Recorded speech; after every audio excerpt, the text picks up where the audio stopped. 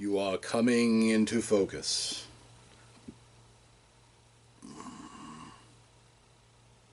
Good. There you are. I am Cadrian Du Flynn, and I am a wizard.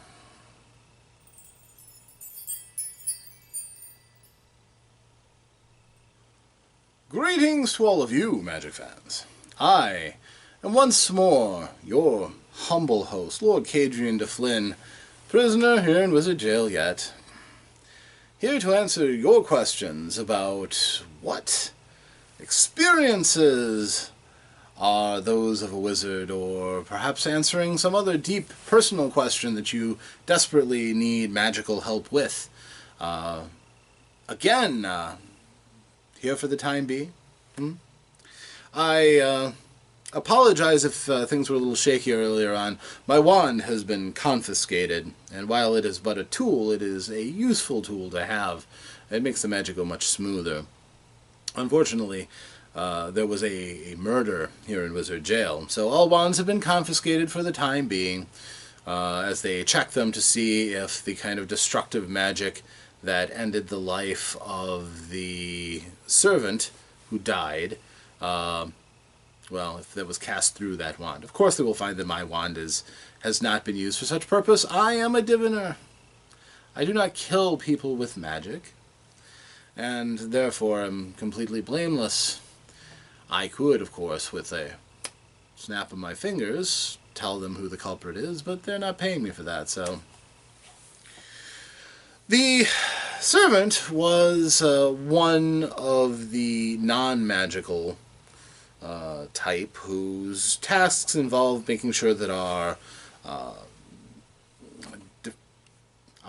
magical blocking wards are intact, that our basic needs are met, and of course that, well, some wizards require certain things so that they don't go mad while staying in Wizard Jail.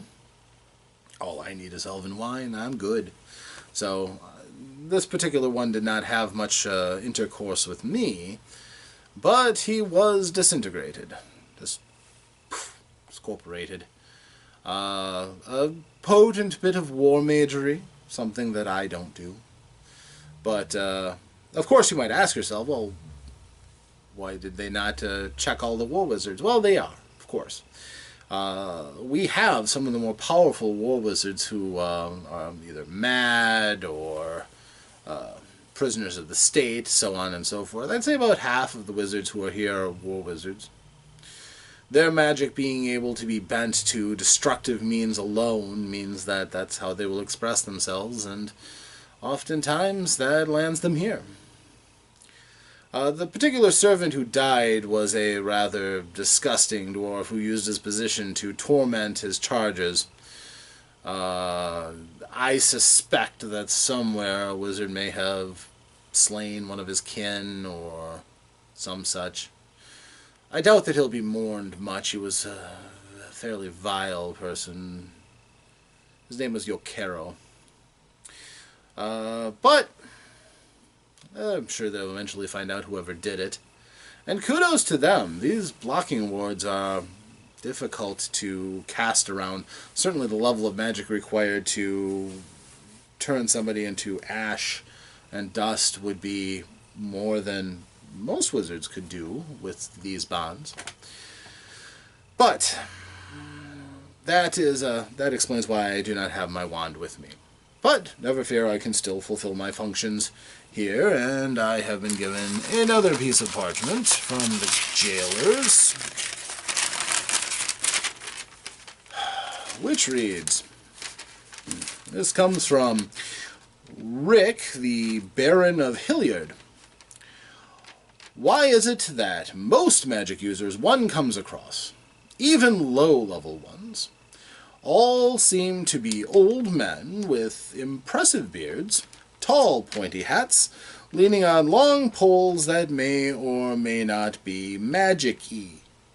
Magic-y? Well, I suspect that Rick is... matter of fact, I can confirm. Hilliard is not a part of my realm. You see here, wizards are born into a certain level of their powers.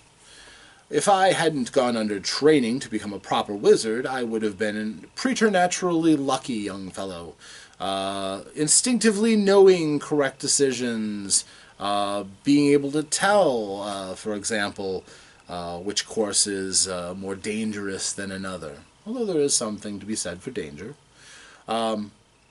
As a wizard, I have developed my abilities and eventually come to the peak where I am at now. Others who follow different paths certainly would have similar experiences, although they wouldn't be considered wizards.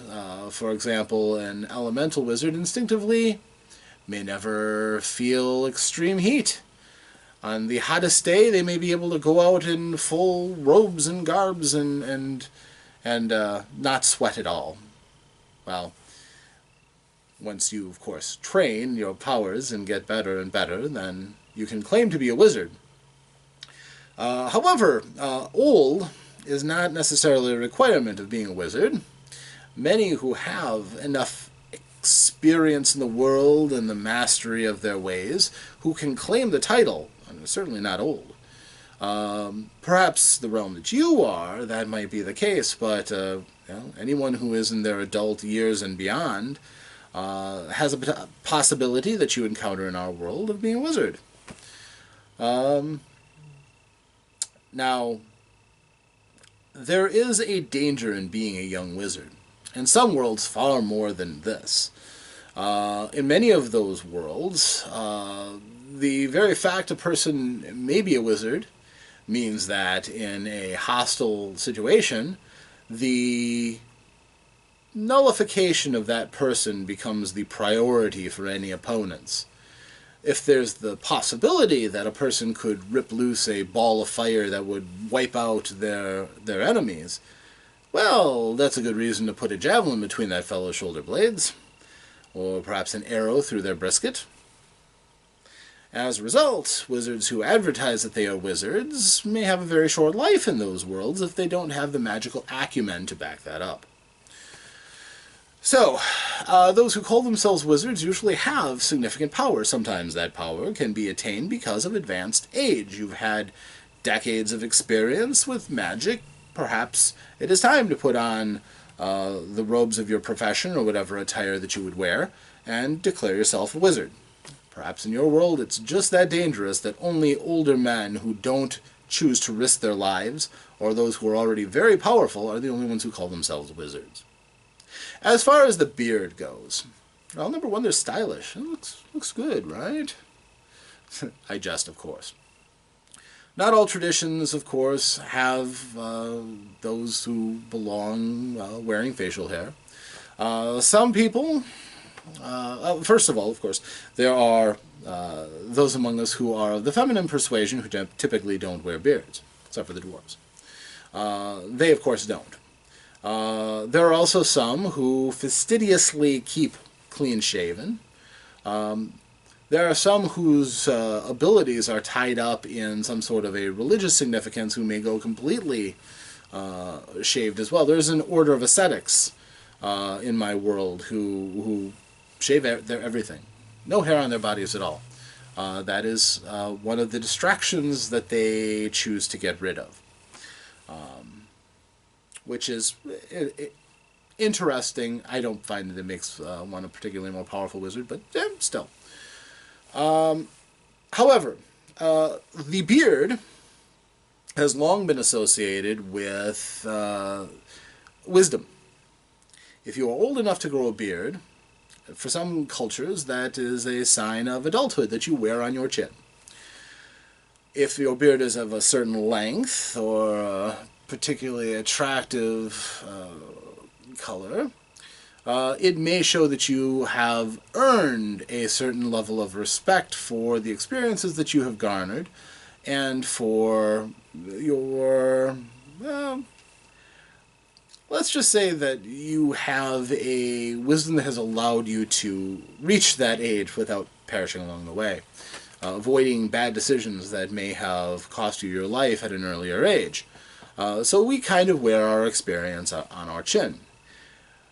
I also would speculate that somewhere along the way, your average person looks at two people, one with a beard and one without, and the person with the beard has a little bit of an advantage for many as far as being taken seriously. We wizards like to be taken seriously. And I have noticed that there is something of a pecking order as far as how long your beard is among some wizards.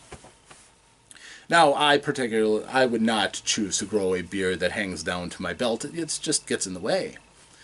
But, again, that speaks to leading a life of dependent on one's intellectual pursuits. That you do not have a trade that requires you to have this space open and available. If your beard grows down to your knees, for instance, clearly you're not a smith who would have that burned with embers, or a tailor who would constantly get it in the way as they go about the shuttle and the loom. So, another way of kind of separating ourselves. As you notice, many of us wear robes. There are several purposes for that. Number one, they're frightfully comfortable.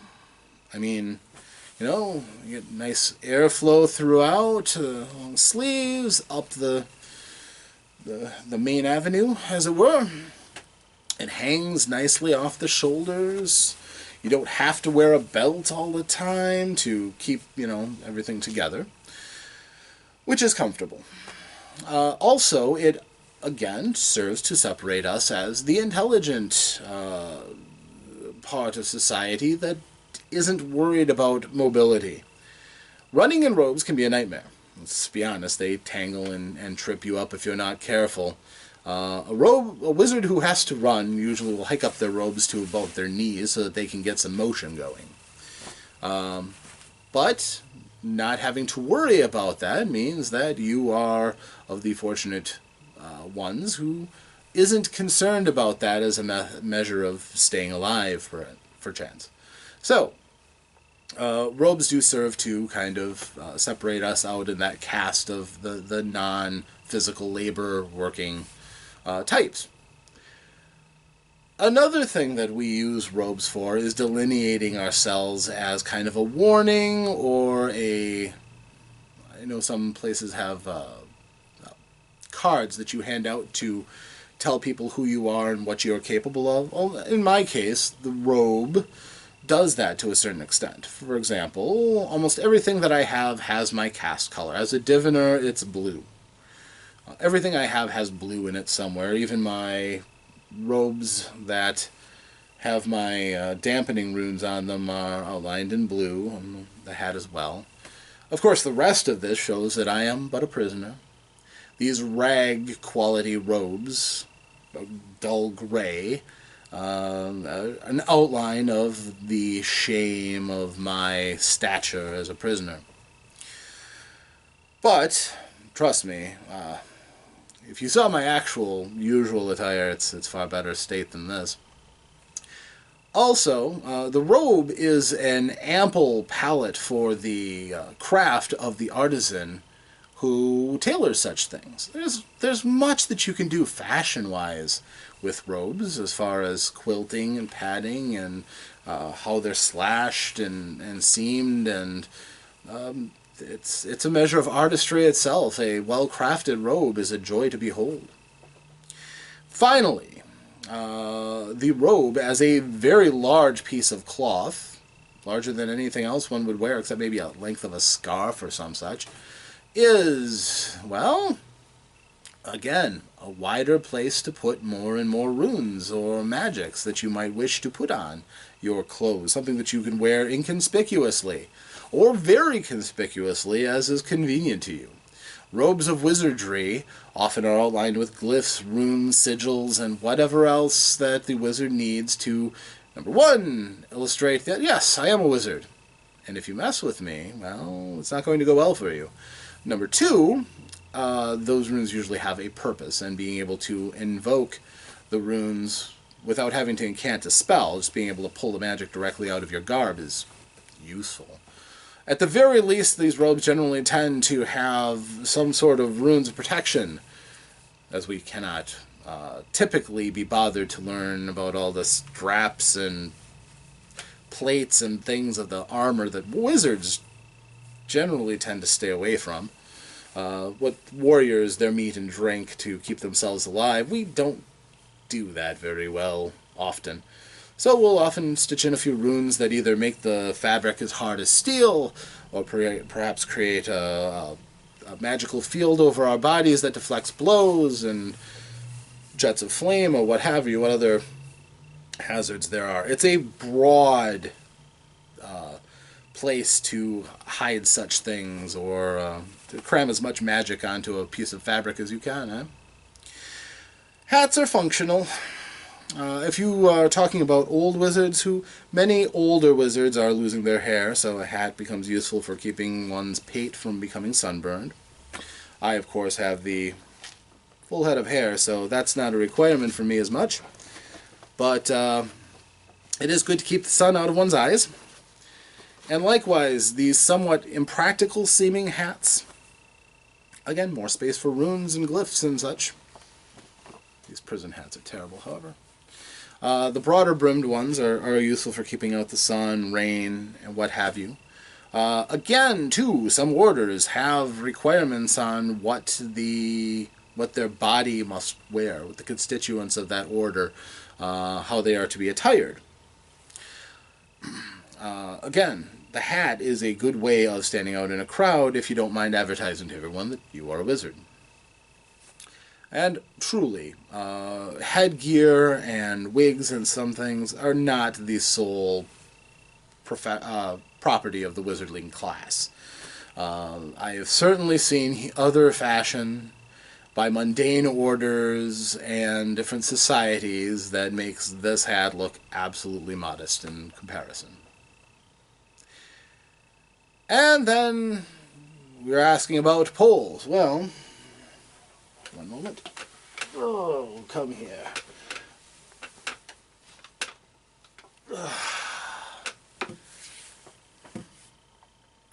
This is a walking stick. It is functional, as it is a good way to keep stable as one walks about, especially over difficult terrain. It is, in a pinch, useful as a tool to defend oneself. If one has but, say, a knife or a dagger, something like this gives you more range. You can swing it as a club, and if you have any experience and interest in your own survival, it actually has a great deal of potential for both defense and offense in a fight. Staves can go anywhere from, I'd say, up to one's midriff. It varies, of course, by the height of the user. The little people have their own size staves, which would be not much more than a chair leg high. Whereas the truly tremendously tall of the casters may have staves that, 8 to 10 feet. My personal is, of course, it has magic, so that's forbidden for me to have it here. But I have a hickory staff engraved with many runes that is as tall as I am, so 6 feet in some regards. And again, purposes are, first of all, from antiquity, is that the staff, much like the mace, was a representation of majesty. It was a sign of rulership. Again, attributed to the wise man, the scholar. It all kind of rolls up into the same thing. A token of respect, a token of might. But not being a sword or a blade, this is something that regards us the honor that we solve problems without having to resort to pulling a sword or needing armor upon us. It's a token of respect and wisdom. Again, potent enough to be used as a weapon in self-defense. True, that is the case. And as a relatively simple weapon, too. Something that doesn't require us to spend extra time training in. We have enough to deal with our magics. So learning how to use anything more than a long stick of wood, which you can find anywhere, is kind of counterproductive to our goals of focusing upon the subtleties of magic. And of course, much as I've discussed in all the other parts of our garb, a good staff may, of course, be the bearer of many enchantments. Truly potent staves may advertise their potency with exotic materials, carved runes, glows, flames licking out, all sorts of things. I have one in my collection that constantly mutters in a tongue I don't understand. Kind of concerning. But I have over 30 magical staves in my collection. There are some that I use for particular adventures, some that probably should just be locked away. That muttering one is one of those. On the other hand, it can throw fireballs like nobody's business, so I haven't gotten around to sealing it off just yet. But even a non-magical staff is useful. That's the reason why we carry them. They're just so frightfully handy. You can poke at things from a distance. I remember a time when all adventurers had 10-foot poles. Not just wizards. But our staves have kind of become our thing. Magical staff, also, frequently, can have magics thrown from it, so that you can extend your reach out by the length of your staff, pointed at your opponent, cast spells through it, even further away that you can hit an opponent. So, finally, I would also generally tend to say that it is a weapon that one can carry about on one's person and not evoke suspicion. If it's magical, perhaps you might get more of a look, but even if it's not overtly magical, it doesn't mean it isn't potent. And yet if you're walking along with the staff, few people will think about it too heavily. Especially if you are advanced of age and you're using it as your walking stick. That little bit of subtlety can give you an edge against the various situations you may find yourself against. Also in the academy, staff combat is required. We do not leave our students to go out into the world without some means of self-defense. And, as I said, the commonality of a stick is, well, they're ubiquitous. If you have no money, you can go out and cut yourself one from a tree. You may find one lying around. They're often used as parts of other weapons, like spears. Practically the most common thing you can find. So, I hope this answered your question, Baron Rick. All of these things may mean different things in different worlds. A wizard may look completely different in another world where they wear the skins of creatures that they have destroyed themselves, clutch fetishes made of the parts of their victims, coat their hands in blood as they cast their spells. They're still one of our magic-using brethren, and all of those things has a part and a purpose unique to their world, to their terms that they grapple with magic by. Mine is a more measured approach, but perhaps your world will find you with exceptions to these rules, or differences in ways that I cannot at this point foresee with all the runes upon me. But my jailers are nodding to me that I've been long-winded enough in this discussion.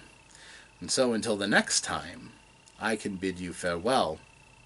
I am Lord Cadrian Du Flynn, here at your pleasure. Continue sending me your questions, your queries, your requests for enlightenment, and I will do my best to oblige, as long as I am compelled to. Thank you, one and all, for being with me on this time to break up the monotony of time in Wizard Jail.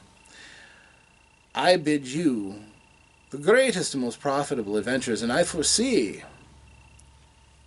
you will see me again. Farewell.